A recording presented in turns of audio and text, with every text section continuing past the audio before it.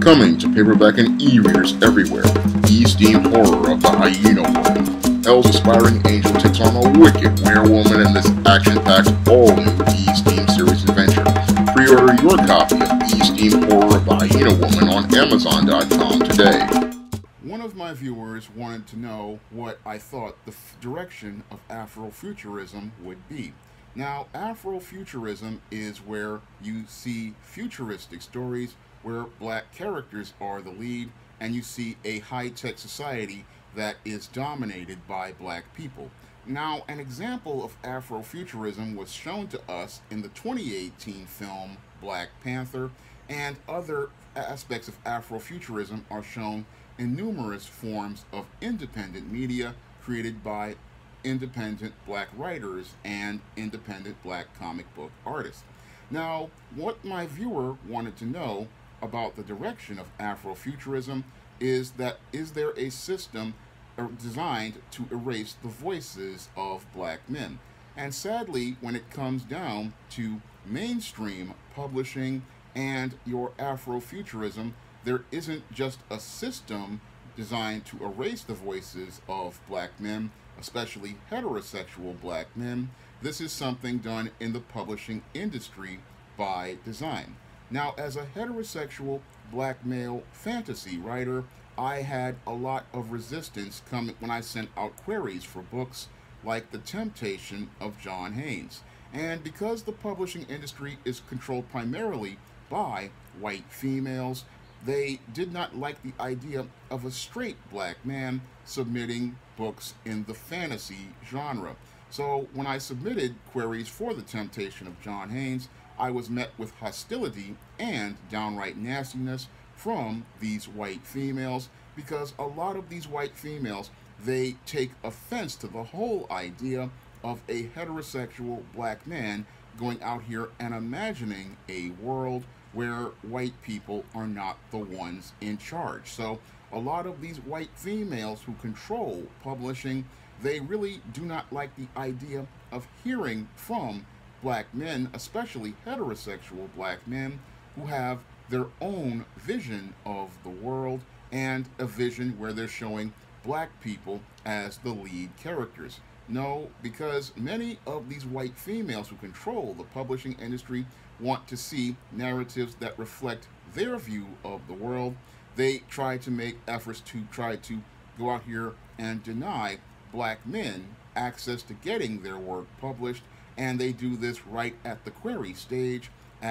when it comes down to the publishing houses and even the literary agents. So many black men can't even get into the door, and that's why we don't really hear many voices from black men as related to Afrofuturism or black fantasy or science fiction, because there are white female gatekeepers and even some alphabet gatekeepers who try to keep black men from even entering the publishing space. And because they try to keep black men from entering the publishing space, we really don't get to hear from most modern black men as related to how they imagine the world in the future. So Afrofuturism, you're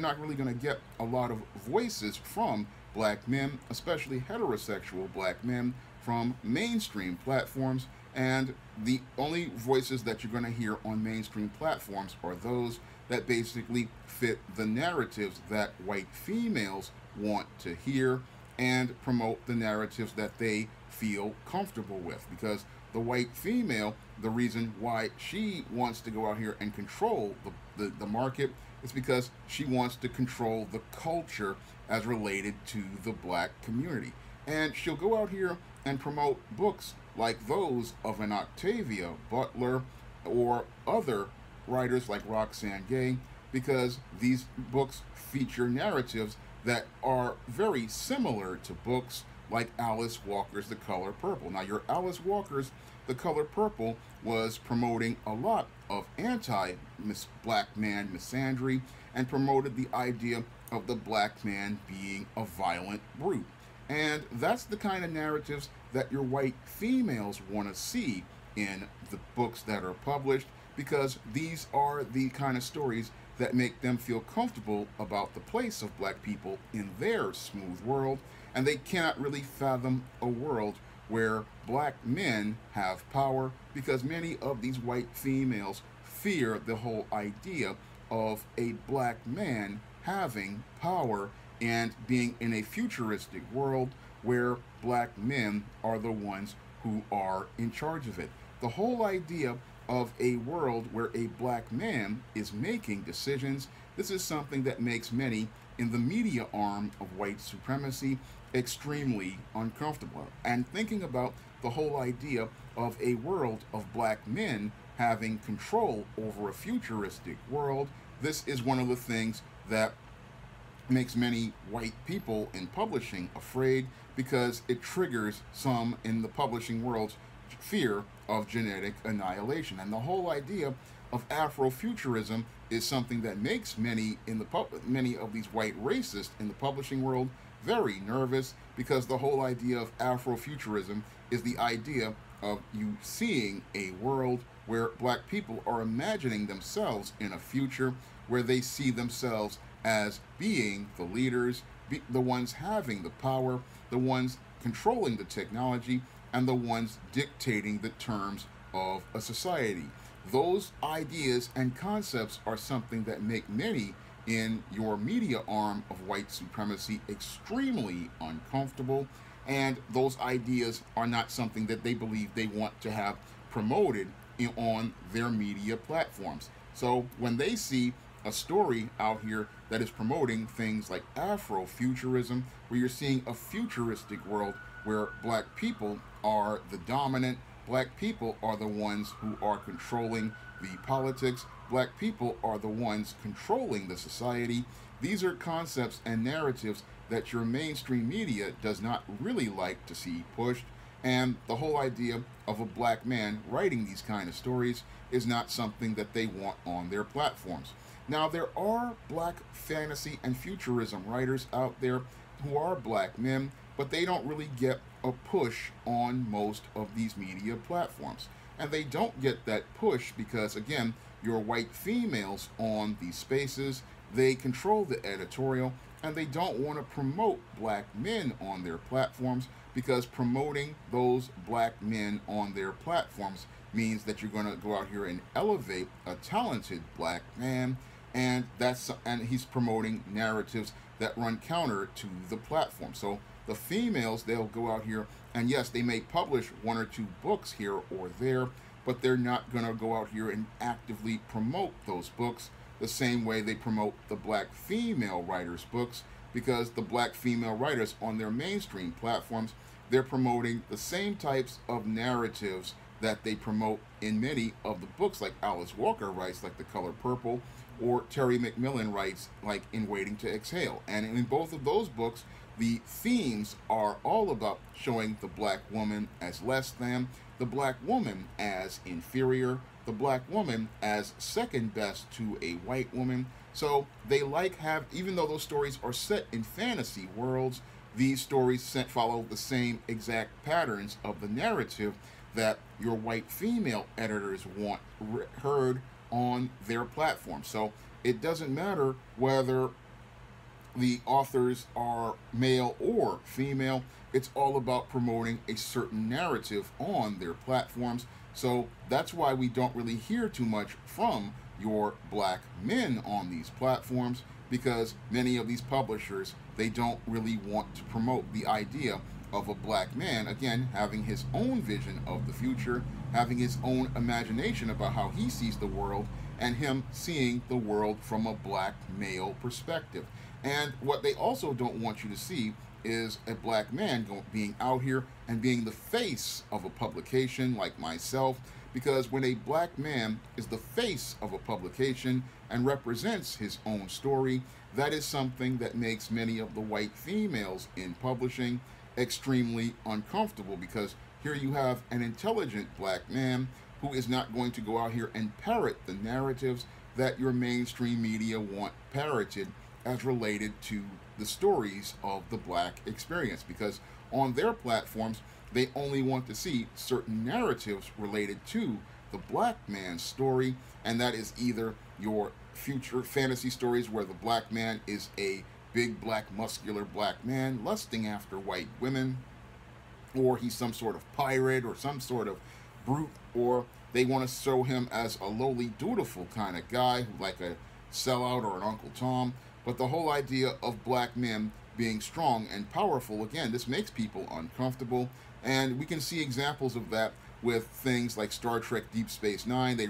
Some people really didn't like Benjamin Sisko running the whole Deep Space Nine station and the USS Defiant. And we can also see it with Luke Cage. Now, Luke Cage, a lot of people, black men, we loved Luke Cage because he presented a strong image of black masculinity, but that show was quickly canceled, because I believe because that show was showing a black man taking charge and taking the lead in his community. And those are the kind of images that your mainstream media don't really like seeing or promoting, and they don't really like promoting them in the real world with writers like myself who have the vision to show you a world of black men who are running things as related to things. So they don't mind putting black females and promoting their work, because those black females, they'll promote narratives that make the white females who control publishing feel very comfortable. And they can also kill two birds with one stone by saying,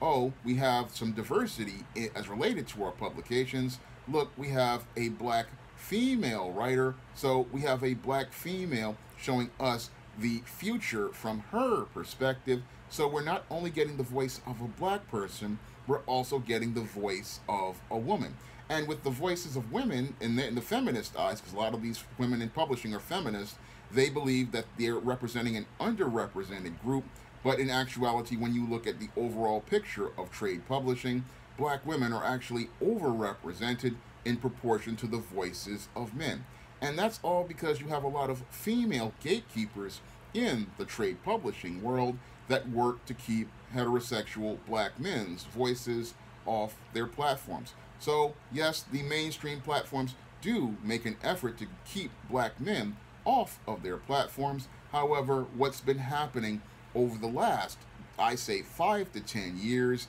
is the fact that we've had independent black writers going out here and creating their own voices on platforms like CreateSpace, Lightning Source, and your KDP publications. So